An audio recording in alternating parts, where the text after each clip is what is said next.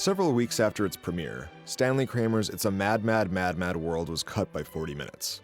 The deletions from both the original 65mm camera negative as well as the separation masters were junked, as was typical for that era. Many roadshow trims survived in 70mm print format, some with audio, although they were significantly deteriorated. We needed to transfer these trims so they could be inserted as seamlessly as possible into an existing HD or high-definition master of the general release version of the film, which had been scanned from a 65mm interpositive. The goal was to create the longest possible version of the film and to include footage and audio that had not been seen since the original roadshow. Some trims had vinegar syndrome, which makes them sticky, warped, or shrunken, and getting them through a high-definition scanner was the first of many challenges. Photochem in Burbank scanned as many trims as would pass through their 70mm gate. All of the trims were faded to magenta, and the only existing color for them was a standard definition or SD transfer that was manufactured around 1991 for an MGM Laserdisc release. Robert Harris suggested a solution that he had used before.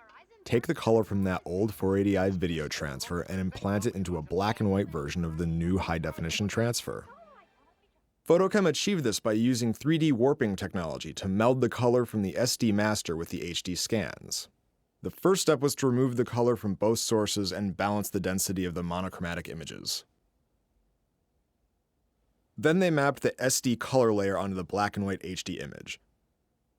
This visual indicates key points of reference between the HD and SD versions for the mapping. The end result is a high-resolution color version of the trims.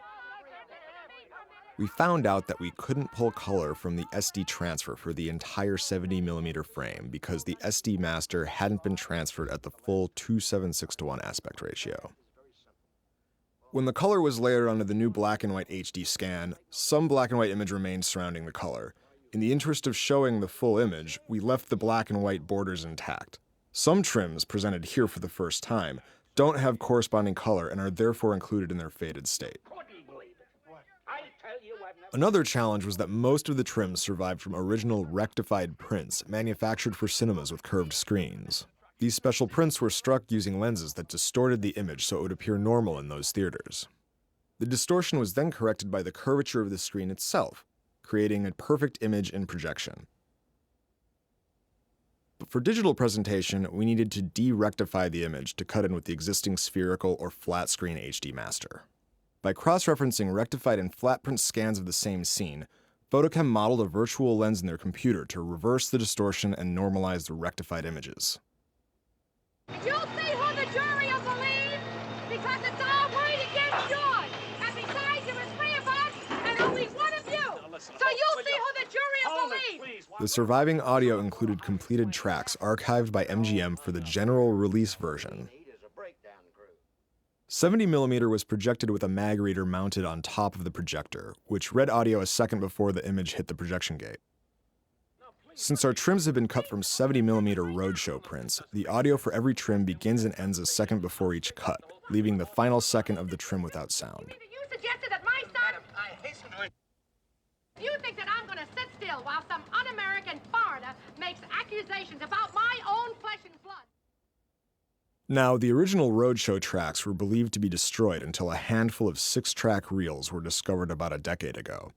Thanks to Jim Cropper, a fan of the film, we were lucky enough to be able to use some reels of original roadshow magnetic film that provided full sound for many of the trims. For others, we labored to find usable audio to fill in dead spots.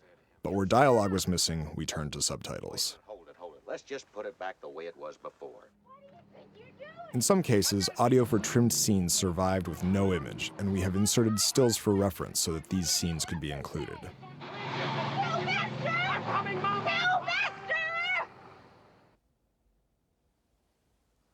They're the ones who locked us in. This sequence is a final example of the techniques used to save and reinsert the trimmed footage. Filmmaker David Lean once explained the reconstruction and restoration of a film as being akin to a handcrafted Navajo blanket, always beautifully imperfect.